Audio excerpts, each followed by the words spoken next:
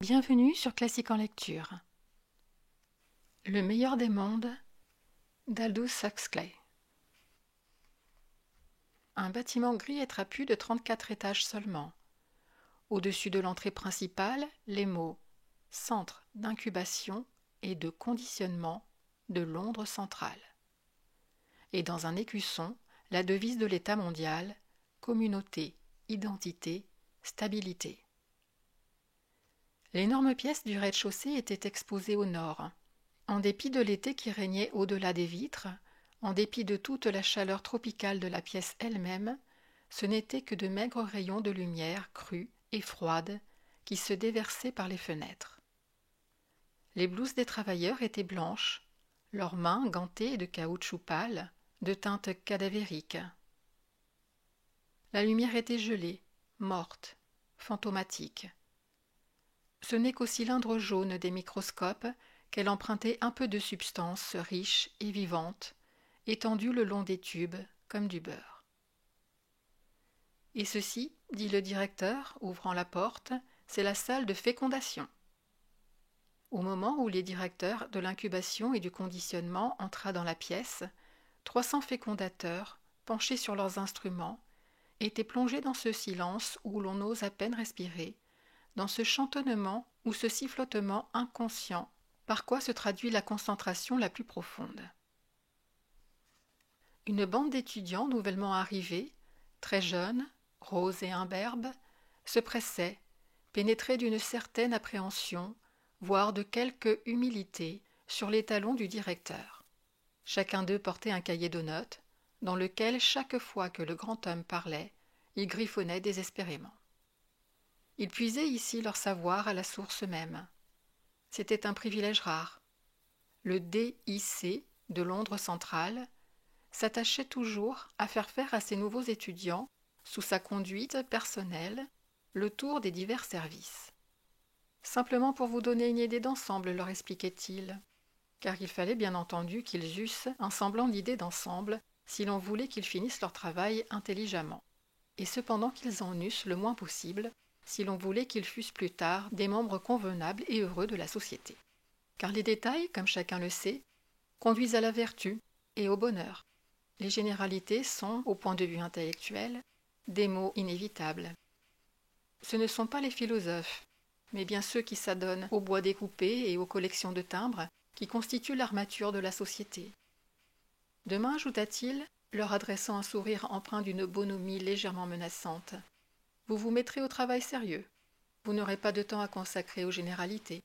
D'ici là, c'était un privilège. De la source même, droit au cahier de notes. Les jeunes gens griffonnaient fébrilement. Grand, plutôt maigre, mais bien droit, le directeur s'avança dans la pièce. Il avait le menton allongé et les dents fortes, un peu proéminentes, que parvenait tout juste à recouvrir, lorsqu'il ne parlait pas, ses lèvres pleines à la courbe fleurie. Vieux, jeune, 30 ans, 50, 55, c'était difficile à dire. Et au surplus, la question ne se posait pas. Dans cette année de stabilité, cette année 632 de NF, il ne venait à l'idée de personne de la poser. « Je vais commencer par le commencement », dit le DIC, et les étudiants les plus zélés notèrent son intention dans leur cahier. « Commencer au commencement. » Ceci, il agita la main, ce sont les couveuses. Et ouvrant une porte de protection thermique, il leur montra des porte-tubes empilés les uns sur les autres et pleins de tubes à essai numérotés. L'approvisionnement d'ovules pour la semaine. Maintenu, expliqua-t-il, à la température du sang, tandis que les gamètes mâles, et il ouvrit alors une autre porte, doivent être gardés à 35 degrés au lieu de 37. La pleine température du sang stérilise. Des béliers, enveloppés de thermogènes, ne procréent pas d'agneaux. Toujours appuyé contre les couveuses, il leur servit, tandis que les crayons couraient illisiblement d'un bord à l'autre des pages, une brève description du procédé moderne de la fécondation. Il parla d'abord, bien entendu, de son introduction chirurgicale. Cette opération subie volontairement pour le bien de la société, sans compter qu'elle comporte une prime se montant à 6 mois d'appointement. Il continua par un exposé sommaire de la technique de la conservation de l'ovule. L'ovaire excité à l'état vivant et en plein développement. Passa à des considérations sur la température, la salinité, la viscosité optima. Fit allusion à la liqueur dans laquelle se conservent les ovules détachés et venus à maturité. Et, menant ses élèves aux tables de travail, leur montra effectivement comment on retirait cette liqueur des tubes à essai, comment on la faisait tomber goutte à goutte sur les lampes de verre pour préparation microscopique spécialement tiédie, comment les ovules qu'elle contenait étaient examinés au point de vue des caractères anormaux, comptés et transférés dans un récipient poreux, comment, et il les emmena alors voir cette opération, ce récipient était immergé dans un bouillon tiède contenant des spermatozoïdes qui y nageaient librement, à la concentration minima de 100 000 par centimètre cube, insista-t-il. Et comment, au bout de 10 minutes, le vase était retiré du liquide et son contenu examiné de nouveau. Comment, s'il restait des ovules non fécondés, on l'immergeait une deuxième fois, et si c'était nécessaire, une troisième. Comment les ovules fécondés retournaient aux couveuses, où les alphas et les bêtas demeuraient jusqu'à leur mise en flacon définitive, tandis que les gammas, les deltas et les epsilon en étaient extraits, au bout de 36 heures seulement, pour être soumis au procédé Bokanovski. « Au procédé Bokanovski » répéta le directeur, et les étudiants soulignèrent ces mots dans leur calepin. Un œuf, un embryon, un adulte, c'est la normale.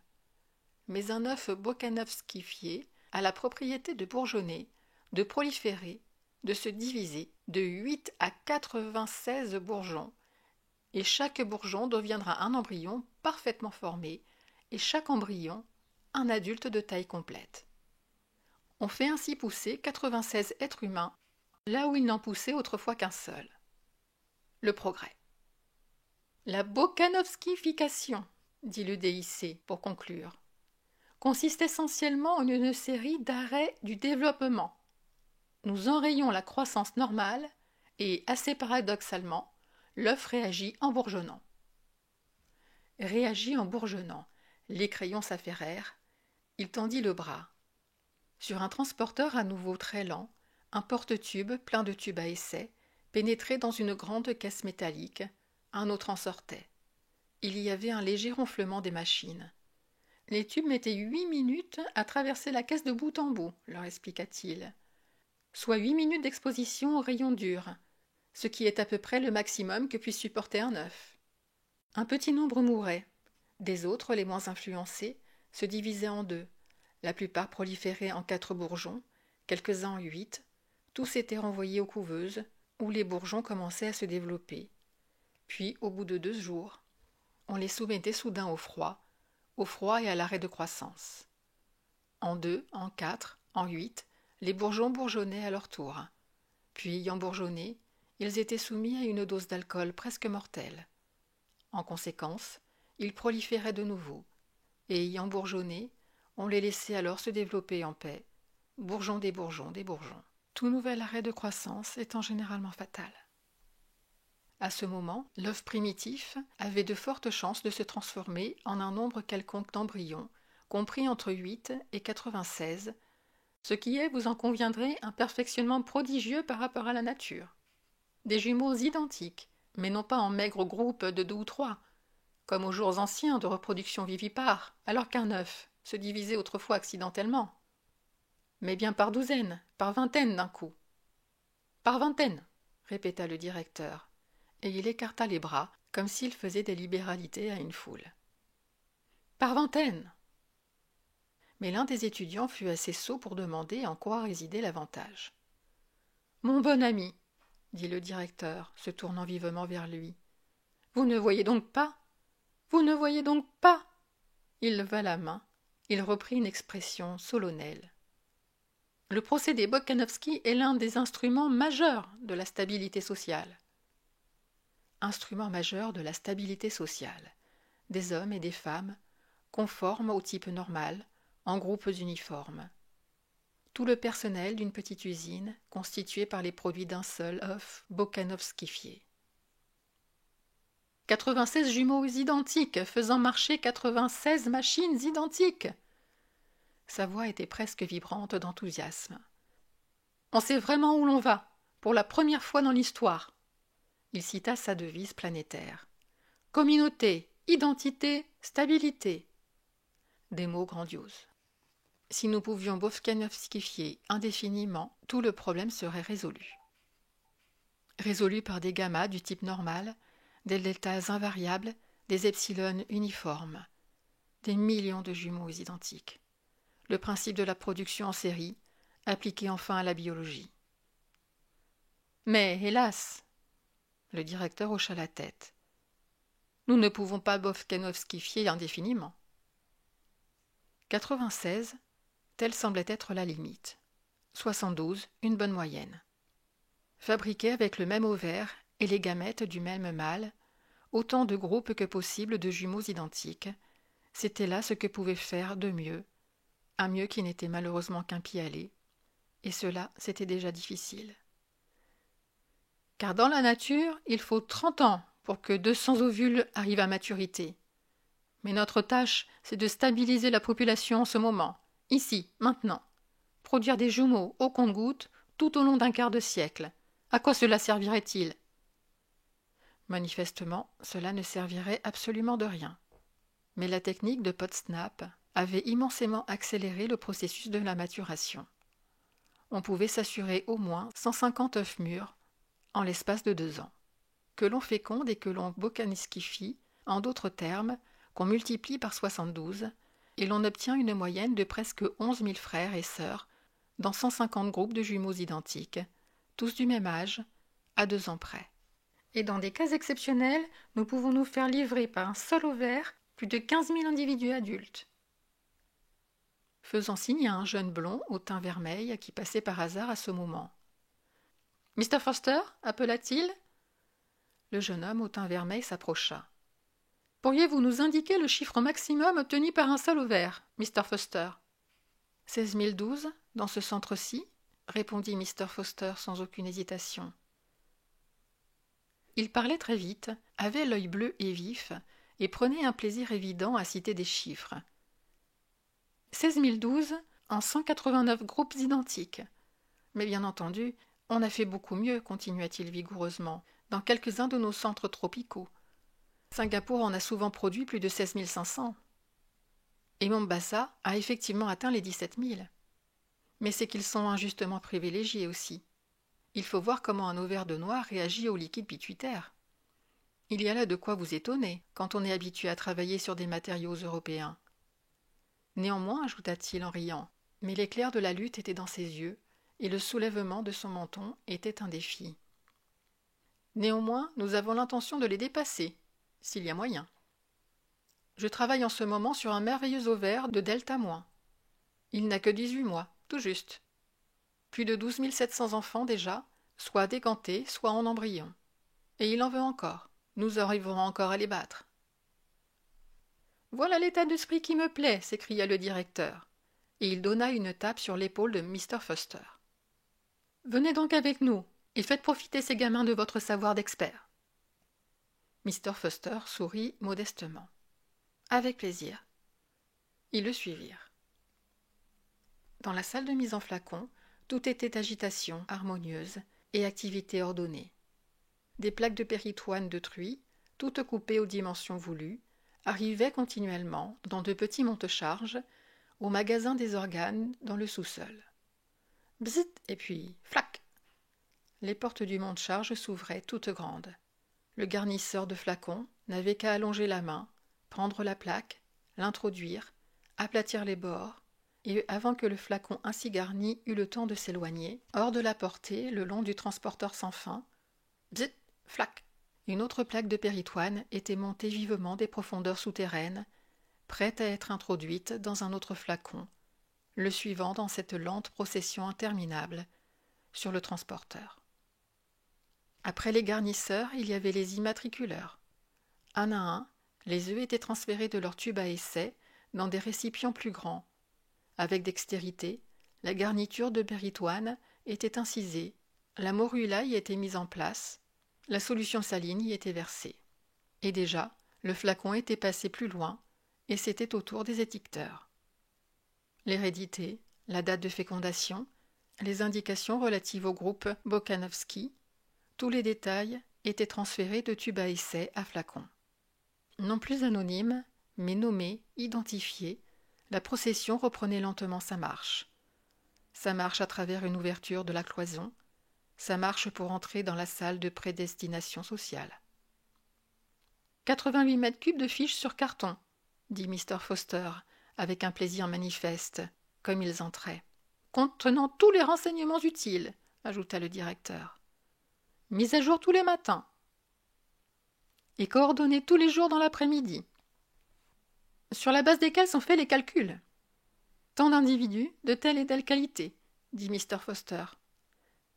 Répartis en telle et telle quantité. Le pourcentage de décantation optimum à n'importe quel moment donné. Les pertes imprévues sont promptement compensées. Promptement, répéta Mr. Foster. Si vous saviez combien j'ai dû faire d'or supplémentaire après le dernier tremblement de terre au Japon. Il eut un rire de bonne humeur et hocha la tête. Les prédestinateurs envoient leurs chiffres aux fécondateurs, qui leur donnent les embryons qu'ils demandent. Et les flacons arrivent ainsi pour être prédestinés en détail. Après quoi on les descend au dépôt des embryons, où nous allons maintenant nous rendre nous-mêmes. Et ouvrant une porte, Mr. Foster se mit à leur tête pour descendre un escalier et les mener au sous-sol. La température était encore tropicale. Ils descendirent dans une pénombre qui s'épaississait. 2 portes et un couloir à double tournant protégeaient la cave contre toute infiltration possible du jour. « Les embryons ressemblent à une pellicule photographique, dit Mr. Foster d'un ton badin, ouvrant la seconde porte d'une poussée. Ils ne peuvent supporter que la lumière rouge. Et en effet, l'obscurité, où régnait une chaleur lourde dans laquelle les étudiants le suivirent alors, était visible et cramoisie, comme par un après-midi d'été, l'est l'obscurité perçue sous les paupières closes. Les flancs bombés des flacons qui s'alignaient à l'infini, rangés sur rangées, étage sur étage, étincelaient en rubis innombrables, et parmi les rubis se déplaçaient les spectres rouges et vagues d'hommes et de femmes, aux yeux pourprés, aux faces rutilantes de l'Upique. Un bourdonnement, un fracas de machines, imprimaient à l'air un léger frémissement. « Donnez-leur quelques chiffres, Mr. Foster, » dit le directeur qui était fatigué de parler. Mr. Foster n'était que trop heureux de les leur donner. 220 mètres de long, 200 de large, 10 de haut. Il tendit la main en l'air. Comme des poulets qui boivent, les étudiants levèrent les yeux vers le plafond lointain. 3 étages de porte-flacons. Au niveau du sol, première galerie, deuxième galerie. La charpente métallique légère comme une toile d'araignée, des galeries superposées, se perdait dans toutes les directions, jusque dans l'obscurité. Près d'eux, 3 fantômes rouges étaient activement occupés à décharger des dames Jeanne qu'ils enlevaient d'un escalier mobile. L'escalateur partant de la salle de prédestination sociale. Chaque flacon pouvait être placé sur l'un d'entre 15 porte-bouteilles, dont chacun, bien qu'on ne pût s'en apercevoir, était un transporteur avançant à la vitesse de 33 cm1 à l'heure. 267 jours à raison de 8 mètres par jour. 2136 mètres en tout. Un tour de la cave au niveau du sol, un autre sur la première galerie, la moitié d'un autre sur la seconde, et, le 267e matin, la lumière du jour dans la salle de décantation. Dès lors, l'existence indépendante, ainsi dénommée. Mais dans cet intervalle de temps, dit M. Foster, pour conclure, nous avons réussi à leur faire pas mal de choses. Oh, beaucoup de choses. Son rire était averti et triomphant. Voilà l'état d'esprit qui me plaît, dit de nouveau le directeur. Faisons le tour. Donnez alors toutes les explications, Mr. Foster. Mr. Foster les leur donna congrument. Il leur parla de l'embryon, se développant sur son lit de péritoine. Il leur fit goûter le riche pseudo-sang dont il se nourrit. Il expliqua pourquoi il avait besoin d'être stimulé par de la placentine et de la thyroxine. Il leur parla de l'extrait de corpus luteum. Il leur montra les adjutaves par lesquels, à tous les 12 mètres entre 0 et 2040, il est injecté automatiquement. Il parle de ces choses graduellement croissantes, de liquide pétuitaire, administré au cours des 96 derniers mètres de leur parcours. Il décrivit les circulations matérielles artificielles installées sur chaque flacon, au mètre 112, leur montra le réservoir de pseudo-sang, la pompe centrifuge qui maintient le liquide en mouvement au-dessus du placenta et le chasse à travers le poumon synthétique, et le filtre à déchets. Il dit un mot de la tendance fâcheuse de l'embryon à l'anémie, des doses massives d'extraits d'estomac de porc et de foie de poulain fœtal qu'il est nécessaire en conséquence de lui fournir. Il leur montra le mécanisme simple au moyen duquel, pendant les 2 derniers mètres de chaque parcours de nuit, on secoue simultanément tous les embryons pour les familiariser avec le mouvement. Il fit allusion à la gravité de ce que l'on appelle le traumatisme de décantation et énuméra les précautions prises afin de réduire au minimum, par un dressage approprié de l'embryon en flacon, ce choc dangereux. Il leur parla des épreuves de sexe effectuées au voisinage du mètre de sang. Il expliqua le système d'étiquetage, un T pour les mâles, un cercle pour les femelles, et pour ceux qui étaient destinés à devenir des neutres, un point d'interrogation, noir sur un fond blanc. Car, bien entendu, dit Mr. Foster, dans l'immense majorité des cas, la fécondité est tout bonnement une gêne. Un ovaire fertile sur 1200, voilà qui serait largement suffisant pour nos besoins. Mais nous désirons avoir un bon choix. Et bien entendu, il faut toujours conserver une marge de sécurité énorme. Aussi laissons-nous se développer normalement jusqu'à 30% des embryons femelles. Les autres reçoivent une dose d'hormones sexuelles mâles à tous les 24 mètres pendant le reste du parcours. Résultat, quand on les décante, ils sont neutres, absolument normaux au point de vue de la structure. Sauf, fut-il obligé de reconnaître, qu'ils ont, il est vrai, rien de tendance à la croissance d'une barbe. Mais stérile, garantie stérile. Ce qui nous amène enfin, continua Mr. Foster, à quitter le domaine de la simple imitation stérile de la nature pour entrer dans un monde beaucoup plus intéressant de l'invention humaine. Il se frotta les mains. Car bien entendu, on ne se contentait pas de couver simplement des embryons. Cela, n'importe quelle vache est capable de le faire. En outre, nous prédestinons et conditionnons. Nous décantons nos bébés sous forme d'êtres vivants, socialisés, sous forme d'alpha ou d'epsilon, de futurs vidangeurs ou de futurs... Il était sur le point de dire « futurs administrateurs mondiaux », mais se reprenant, il dit « futurs directeurs de l'incubation ». Le déhissé fut sensible au compliment, qu'il reçut avec un sourire. Il en était au mètre 320, sur le porte-bouteille numéro 11. Un jeune mécanicien, bêta-moins, était occupé à travailler avec un tournevis et une clé anglaise à la pompe à pseudo-sang d'un flacon qui passait. Le ronflement du moteur électrique devenait plus grave, par fraction de ton, tandis qu'il vissait les écrous. Plus grave, une torsion finale, un coup d'œil sur le compteur de tours, et il eut terminé. Il avança de 2 pas de long de la rangée et recommença la même opération sur la pompe suivante. « Il diminue le nombre de tours à la minute, » expliqua Mr. Foster.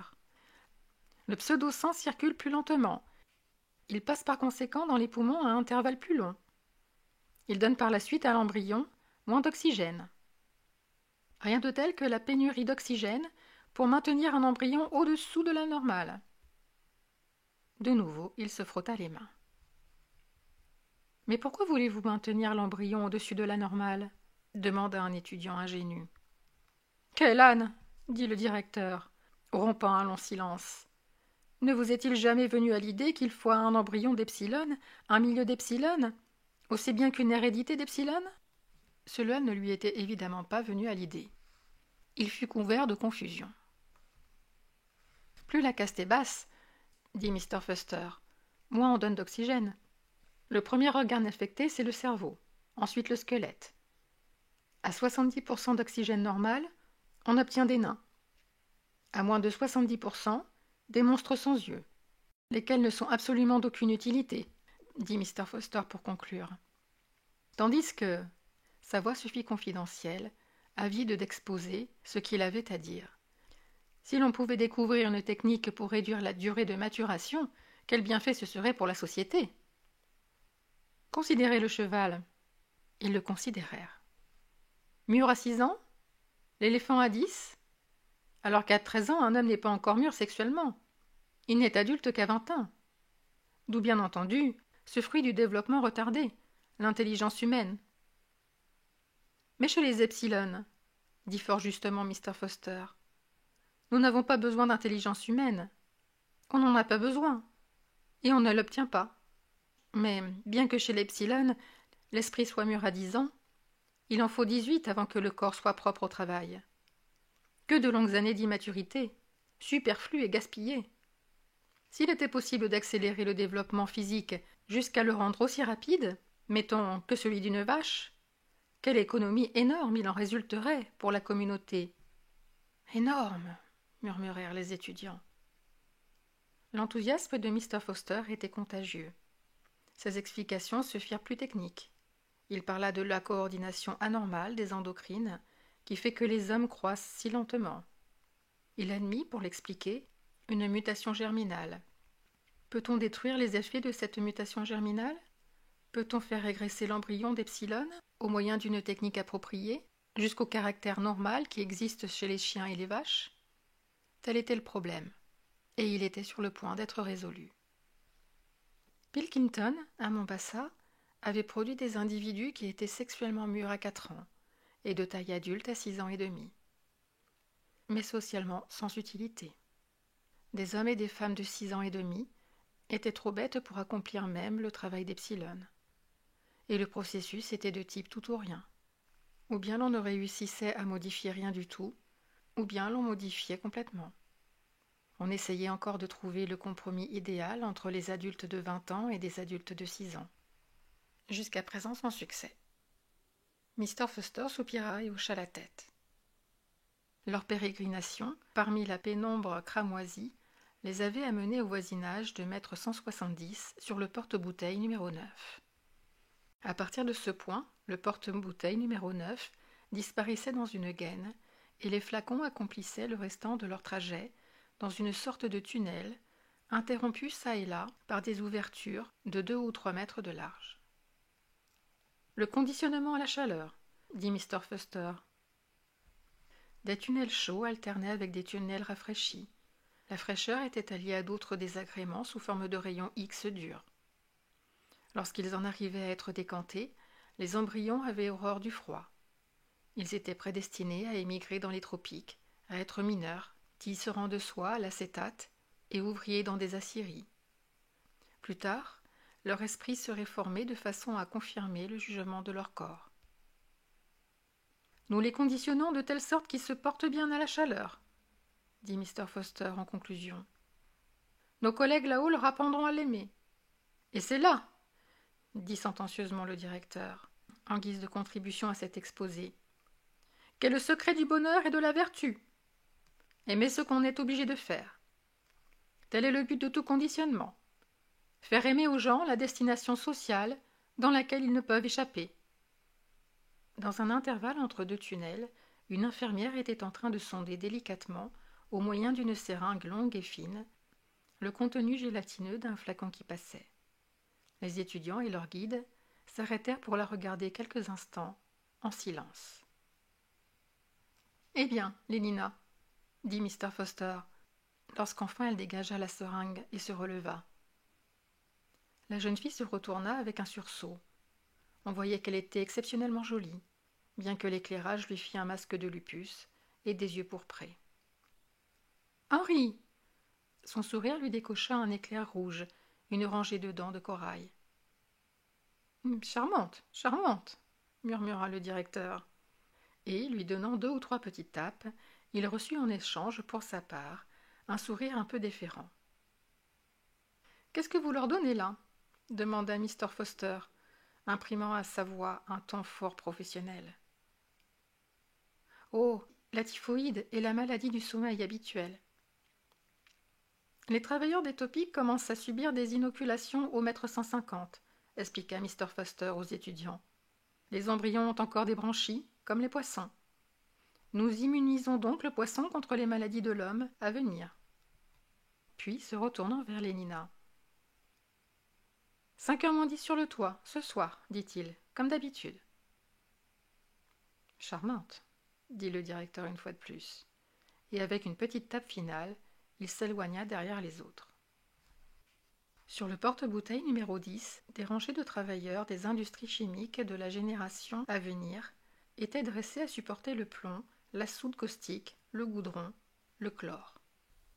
Le premier d'un groupe de 250 mécaniciens embryonnaires d'avions-fusées passait précisément devant le repère du mètre 1100 sur le porte-bouteille numéro 3.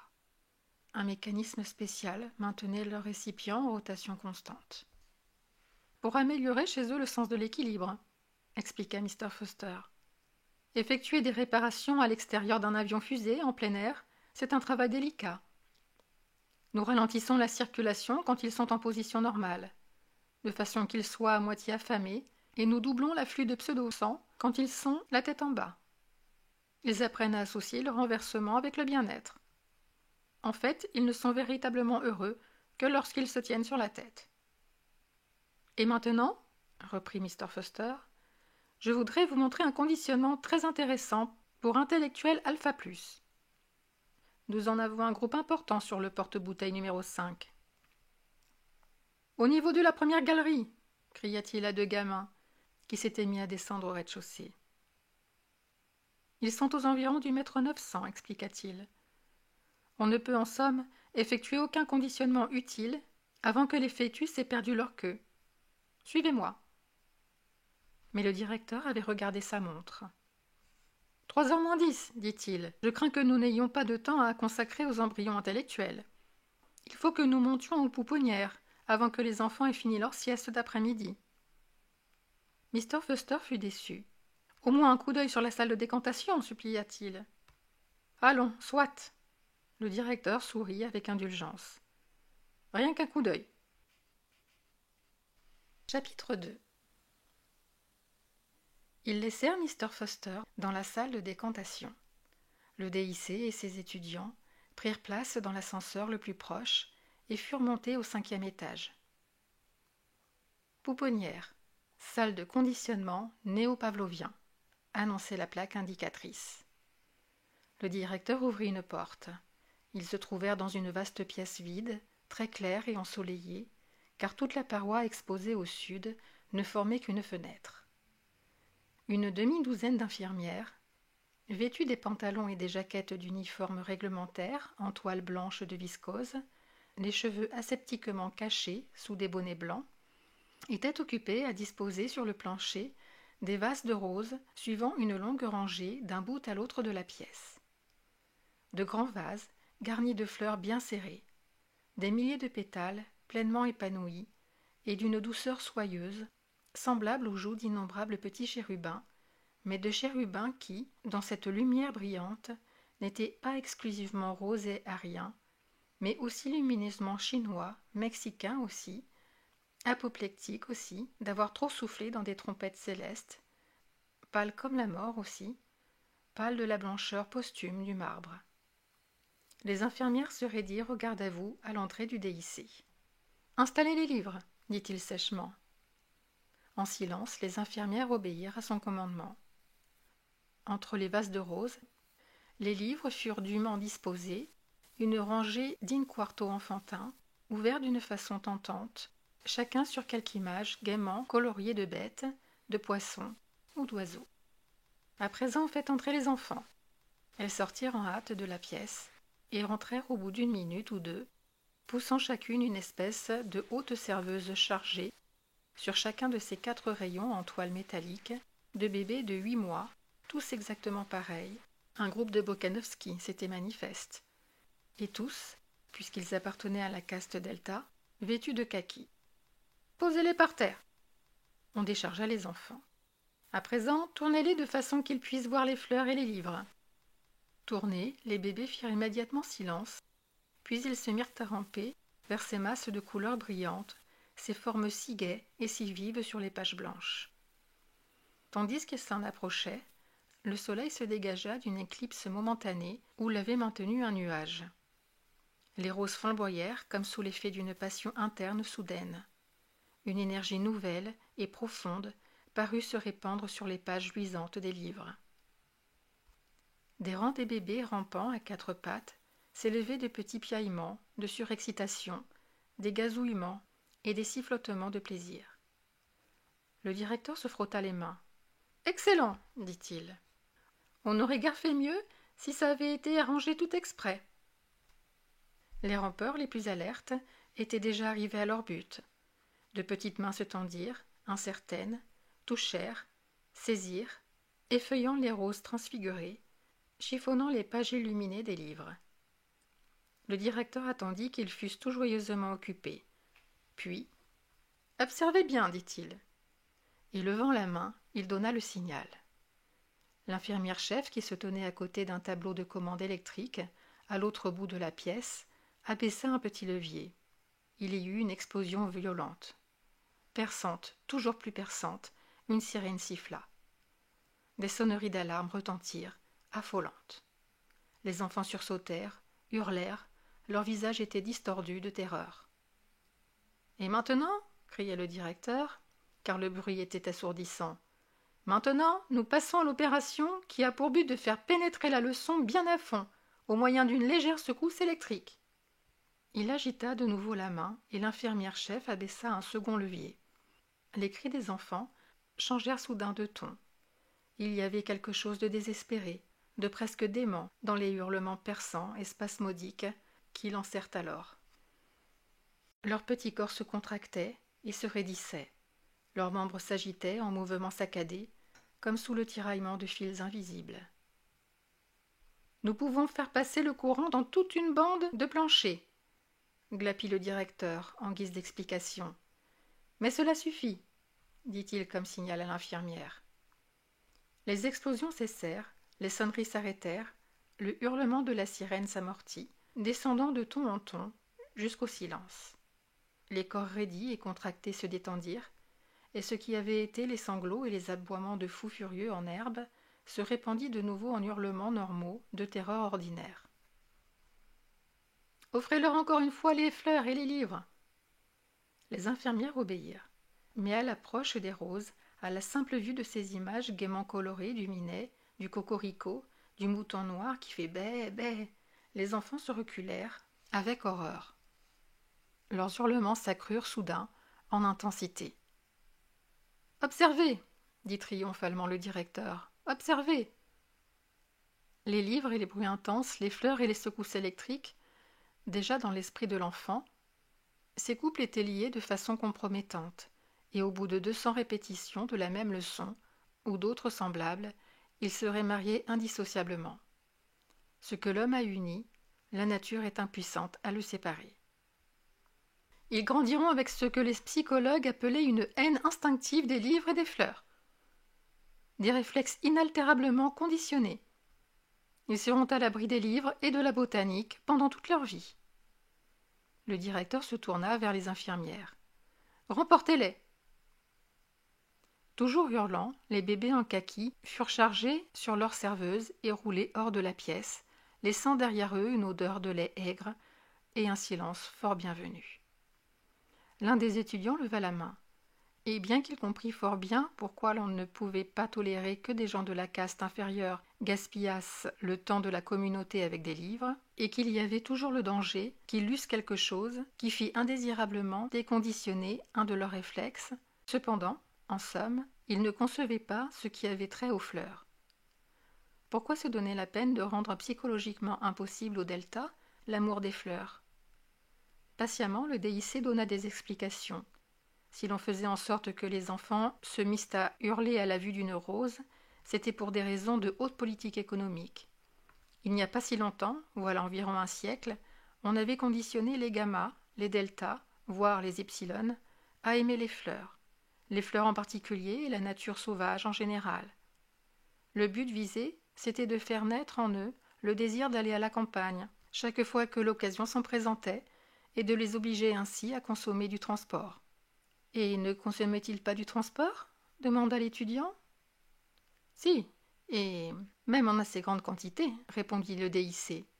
Mais rien de plus. Les primes verts et les paysages, fit-il observer, ont un défaut grave. Ils sont gratuits. L'amour de la nature ne fournit de travail à nulle usine. On décida d'abolir l'amour de la nature, du moins parmi les basses classes, d'abolir l'amour de la nature, mais non point la tendance à consommer du transport. Car il était essentiel, bien entendu, qu'on continuât à aller à la campagne, même si l'on avait cela en horreur.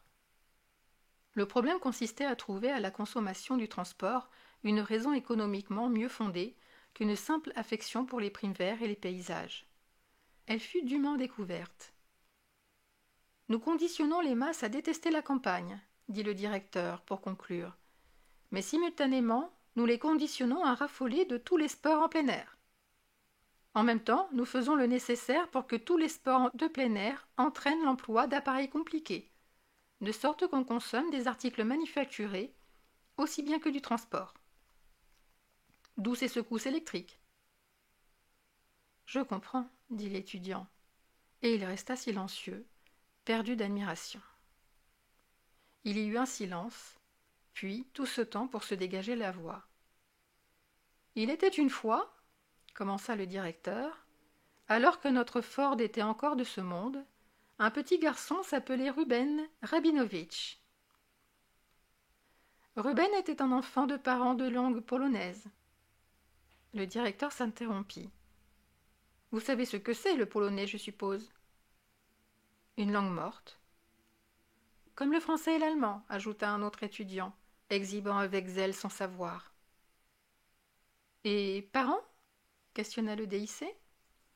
Il y eut un silence gêné. Plusieurs des jeunes gens rougirent. Ils n'avaient pas encore appris à reconnaître la ligne de démarcation, importante mais souvent fort ténue, qui sépare l'ordure de la science pure. L'un d'eux, enfin, eut le courage de lever la main. Les êtres humains, autrefois, étaient... dit-il avec hésitation. Le sang lui affluait aux joues. Enfin, ils étaient vivipares. Très bien. Le directeur approuva d'un signe de tête. Et quand les bébés étaient décantés, naissaient, corrigea-t-il, eh bien alors, c'étaient les parents. C'est-à-dire, pas les bébés, bien entendu, les autres. Le pauvre garçon était éperdu de confusion. En un mot, résuma le directeur, les parents étaient le père et la mère. Cette ordure, qui était en réalité de la science, tomba avec fracas dans le silence gêné de ces jeunes gens, qui n'osaient plus se regarder. La mère, répéta-t-il très haut, pour faire pénétrer bien à fond la science, et se penchant en arrière sur sa chaise. Ce sont là, dit-il gravement, des faits désagréables, je le sais, mais aussi la plupart des faits historiques sont désagréables. Il revint au petit Ruben dans la chambre de qui, un soir, par négligence, son père et sa mère avaient par hasard laissé en fonctionnement l'appareil TSF, car il faut se souvenir qu'en ces jours de grossière reproduction vivipare, les enfants étaient toujours élevés par leurs parents et non dans des centres de conditionnement de l'État. Pendant que l'enfant dormait, l'appareil commença soudain à transmettre un programme de radiophonie de Londres. Et le lendemain matin, à l'étonnement de son et de sa les plus effrontés parmi les jeunes gens se risquèrent à échanger un ricanement. Le petit Ruben se réveilla en répétant mot à mot une longue conférence de ce curieux écrivain ancien, l'un des très rares dont on ait autorisé la transmission des œuvres jusqu'à nous. Georges Bernard Shaw, qui parlait, suivant une tradition bien établie, de son propre génie. Pour le clin d'œil et la ricanement du petit Ruben, cette conférence fut, bien entendu, parfaitement incompréhensible, et, s'imaginant que leur enfant était devenu subitement fou, ils firent venir un médecin. Celui-ci, heureusement, comprenait l'anglais, reconnut le discours pour celui que Shaw avait diffusé par TSF, se rendit compte de l'importance de ce qui était arrivé, et écrivit à ce sujet une lettre à la presse médicale. Le principe de l'enseignement pendant le sommeil, ou hypnopédie, avait été découvert. Le DIC fit une pause impressionnante. Le principe avait été découvert, mais il devait s'écrouler bien des années avant que ce principe reçût les applications utiles. Le cas du petit Reuben ne se produisit que 23 ans après le lancement du premier modèle en T de notre Ford. Ici, le directeur fit un signe de T à hauteur de son estomac, et tous les étudiants l'imitèrent révérencieusement. Et pourtant, furieusement, les étudiants griffonnèrent « L'hypnopédie, premier emploi officiel en l'an 214 de NF. » Pourquoi pas plus tôt ? Deux raisons. A. Ces premiers expérimentateurs, disait le DIC, étaient sur une mauvaise voie. Ils croyaient qu'on pouvait faire de l'hypnopédie un instrument d'éducation intellectuelle. Un petit garçon endormi sur le côté droit, le bras droit hors du lit, la main droite pendant mollement par-dessus bord. Sortant d'une ouverture ronde et grillagée dans la paroi d'une boîte, une voix parle doucement. Le Nil est le plus long fleuve d'Afrique et le second pour la longueur de tous les fleuves du globe. Bien qu'il n'atteigne pas la longueur du Mississippi-Missouri, le Nil arrive en tête de tous les fleuves pour l'importance du bassin, qui s'étend sur 35 degrés de latitude. Au petit déjeuner, le lendemain matin, « Tommy, dit quelqu'un, sais-tu quel est le plus long fleuve d'Afrique ?» Des signes de tête en dénégation. « Mais ne te souviens-tu pas de quelque chose qui commence par le Nil et le... » Le Nil est le plus long fleuve d'Afrique et le second pour la longueur de tous les fleuves du globe. Les mots sortent en se précipitant. Bien qu'ils n'atteignent pas... Eh bien, dis-moi maintenant quel est le plus long fleuve d'Afrique. Les yeux sont ternes. Je n'en sais rien. Mais le Nil, Tommy. Le Nil est le plus long fleuve d'Afrique et le second... Alors quel est le fleuve le plus long, Tommy? Tommy fond en larmes. J'en sais rien, pleurnichèrent-ils. C'est cette pleurnicherie, le directeur le leur fit clairement comprendre, qui découragea les premiers chercheurs. Les expériences furent abandonnées. On ne fit plus de tentatives pour apprendre aux enfants la longueur du Nil pendant leur sommeil. Fort judicieusement. On ne peut apprendre une science à moins qu'on ne sache pertinemment de quoi il s'agit. Tandis que, s'ils avaient seulement commencé par l'éducation morale, dit le directeur, conduisant la bande vers la porte, les étudiants le suivirent, griffonnant désespérément tout en marchant, et pendant tout le trajet en ascenseur. L'éducation morale qui ne doit jamais en aucune circonstance être rationnelle. « Silence, silence !» murmura un haut-parleur, tandis qu'il sortait de l'ascenseur, au 14e étage. Et « Silence, silence !» répétèrent infatigablement les pavillons des instruments, à intervalles réguliers, le long de chaque couloir. Les étudiants, et jusqu'au directeur lui-même, se haussèrent automatiquement sur la pointe des pieds. Ils étaient des alphas, bien entendu, mais les alphas eux-mêmes ont été bien conditionnés. « Silence, silence !»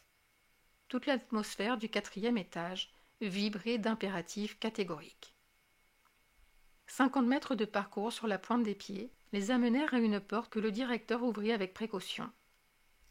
Ils franchirent le seuil et pénétrèrent dans la pénombre d'un dortoir aux volets clos. 80 petits lits s'alignaient le long du mur. Il y avait un bruit de respiration légère et régulière et un murmure continu, comme de voix très basses chuchotant au loin. Une infirmière se leva comme ils entraient et se mit en garde à vous devant le directeur. « Quelle est la leçon cet après-midi » demanda-t-il. « Nous avons fait du sexe élémentaire pendant les 40 premières minutes, » répondit-elle. « Mais maintenant, on a réglé l'appareil sur le cours élémentaire des sentiments des classes sociales. » Le directeur parcourut lentement la longue file des petits lits. Roses et détendus par le sommeil, 80 petits garçons et petites filles étaient étendus, respirant doucement. Il sortait un chuchotement de sous chaque oreiller.